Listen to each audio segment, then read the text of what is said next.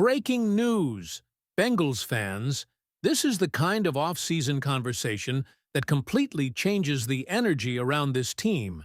Because for the first time in a while, it genuinely feels like Cincinnati attacked multiple weaknesses at once, instead of trying to patch holes with temporary fixes.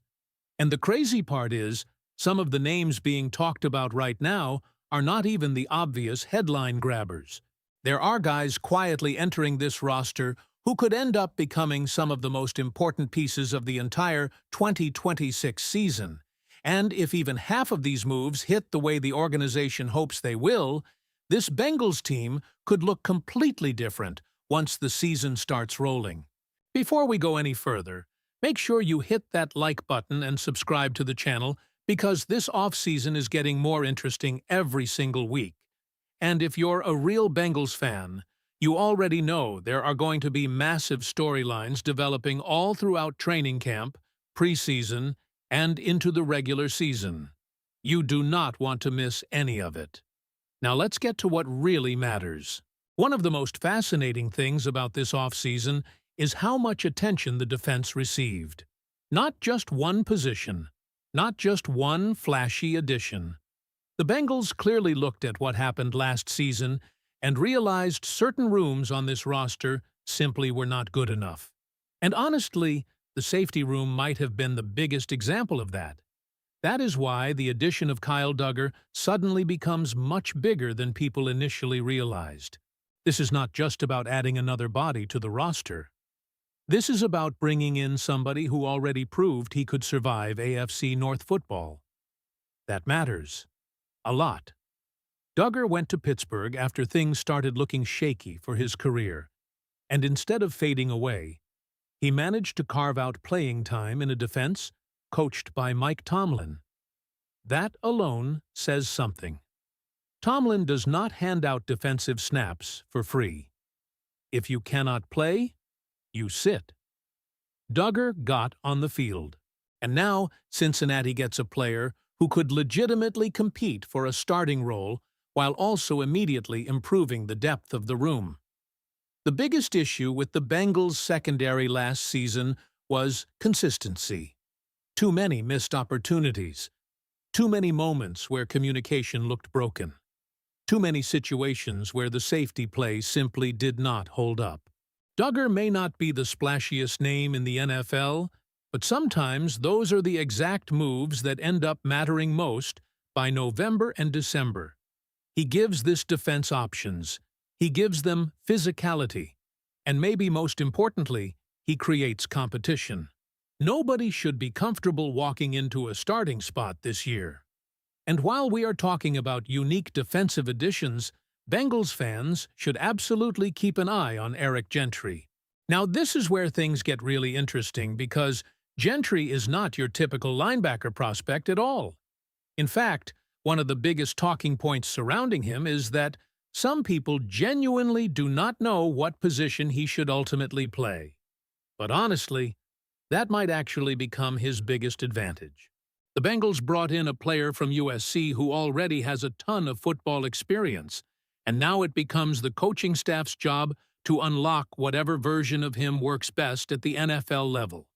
He has the size, he has the versatility, and even though some observers thought his frame looked awkward during rookie minicamp, Cincinnati clearly sees potential worth developing. Maybe he eventually becomes a linebacker. Maybe he shifts into a safety role. Maybe he develops into some kind of hybrid chess piece. The important part is that the Bengals are taking swings on athletes who can potentially impact games in multiple ways. Not every off-season addition has to become a superstar immediately. Sometimes the value comes from development, versatility, and depth. Gentry feels like exactly that type of project right now. Then there is Joe Flacco. And honestly, Bengals fans should probably appreciate this move more than they do. Because if we are being completely real here, backup quarterback situations can destroy seasons in this league. One injury can completely derail everything if the QB2 situation is unstable. But Cincinnati clearly did not want that uncertainty hanging over the roster again. Bringing Flacco back was one of the smartest moves of the offseason because he already proved last year that he can step into games and give this team a legitimate chance to win. That matters. You do not want panic when your backup enters a game. You want confidence. And Flacco gave the Bengals exactly that. There was legitimate concern he might leave in free agency too. Other teams reportedly had interest. Some viewed him as a potential starting option. Instead, he returns to Cincinnati on a one-year deal worth $6 million, and suddenly, the Bengals maintain one of the better insurance policies in the entire league. The funniest part about all of this is that the ideal scenario is still not seeing him play at all. Because if Joe Burrow stays healthy all season, that means the Bengals are probably exactly where they want to be. But if something unexpected happens, Cincinnati now has a veteran quarterback capable of stabilizing the situation instead of letting the season spiral. And speaking of players quietly earning respect already, Landon Robinson is becoming one of the more underrated stories of this offseason. This is the type of player fans often overlook because he was not selected near the top of the draft, and he does not arrive with superstar expectations attached to his name. But the work ethic stories surrounding him are already grabbing attention. After handling responsibilities connected to his Naval Academy graduation, he reportedly jumped immediately into making up lost time by taking extra reps and putting in additional work. That kind of mentality matters inside NFL locker rooms. Coaches notice that. Veterans notice that. And when you compare that attitude to situations where teams sometimes deal with holdouts and contract frustrations, it becomes even easier to understand why Cincinnati values a player like Robinson. Nobody is saying he is about to become the face of the defense overnight. But there is a real possibility he carves out a role somewhere during the season, because players who consistently outwork expectations tend to force coaches to notice them eventually. Now let's talk about a move that initially surprised a lot of people. Colby Young at wide receiver. Because honestly, wide receiver was not exactly viewed as the biggest offseason need for Cincinnati. But the Bengals clearly looked beyond immediate necessity and focused on maintaining long-term strength at the position. Young brings size at 6'4" and 218 pounds, along with speed that gives him legitimate upside. And this is where roster building becomes really important. You cannot simply assume your receiver room will stay perfectly healthy all season. Injuries happen. Situations change. Cincinnati wanted another option they believe can eventually contribute when opportunities appear. Maybe that role starts small. Maybe it grows over time. But the Bengals clearly saw enough potential there to invest in him despite already having established names at the position. Now defensively, one of the most important additions might actually be Jonathan Allen.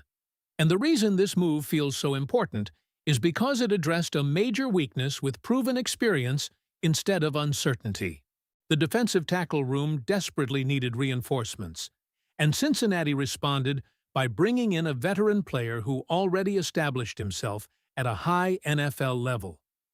Even if recent production numbers have fluctuated, Allen still represents stability, experience, and reliability. Instead of scrambling late for temporary depth options, the Bengals now have someone capable of stepping directly into meaningful snaps alongside Dexter Lawrence. That combination alone changes the conversation around this defensive front. And then there is Cassius Howell. This is the player who keeps making people stop and rewind clips because of how explosive he looks on tape. The Bengals selected the Texas A&M edge rusher with their first pick of the 2026 draft. And even while contract discussions continue, he has reportedly remained heavily involved in team activities after signing an injury waiver. That is important because fans always pay attention to how rookies handle these early situations. Howell has apparently continued working, participating in drills, and staying engaged around the team instead of turning the situation into unnecessary drama. But what really stands out is the versatility. Cincinnati is already experimenting with different ways to use him, sometimes standing up as a pass rusher, sometimes dropping back into coverage, sometimes blitzing after initially showing coverage responsibilities. That flexibility can become a huge weapon for defensive coordinators because it makes offenses hesitate before the snap. And if Howell develops quickly, the Bengals' defensive rotation suddenly becomes far more dangerous, especially when paired with Boy Mafe. Now, this move deserves more attention because while Mafe may not arrive with overwhelming headline numbers, the Bengals clearly view him as a critical rotational piece on the edge. He brings experience, he brings championship pedigree, and he gives Cincinnati another reliable body in a position group where depth becomes absolutely essential over a full NFL season. You are going to see multiple edge rushers rotating constantly throughout games. Injuries happen. Situational football matters. Certain matchups require different skill sets, and Mafe gives the Bengals another veteran they can trust within that system. But if there is one addition that could quietly transform the defense from the back end, it might honestly be Bryan Cook. The missed tackle discussion surrounding the Bengals' defense became exhausting last season. Cincinnati needed players who could simply finish plays consistently, and Cook arrives with a reputation for doing exactly that. The comparison mentioned between his missed tackle numbers and what the Bengals previously dealt with at the position is eye-opening. And beyond the tackling, the contract value apparently looks excellent for Cincinnati. That combination is exactly what teams hope for in free agency. Proven production without massively overpaying. Cook already has championship experience, and there is growing belief that his presence alone could improve the overall functionality of the defense. But at the top of all these additions sits the player everybody keeps talking about, Dexter Lawrence. And honestly, how could it be anyone else? The moment Cincinnati made that move, the entire tone surrounding the offseason changed. Suddenly, there was excitement again. Suddenly, the defensive line felt intimidating again. Suddenly, fans started envisioning a completely different identity for this defense. Lawrence is not just another starter. He is the centerpiece addition, the box office move, the name everyone immediately mentions when discussing the Bengals' offseason. Reports already indicate he has been active during OTA work, involved with teammates, and bringing major energy into the building.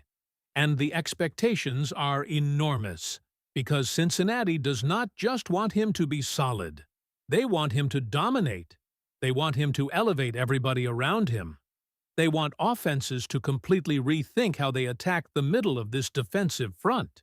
If Dexter Lawrence returns to elite production levels, and the Bengals' secondary improvements actually hold up, this defense could look dramatically different from what fans watched last season. And honestly, that is probably the biggest takeaway from this entire offseason conversation. Cincinnati did not just add names.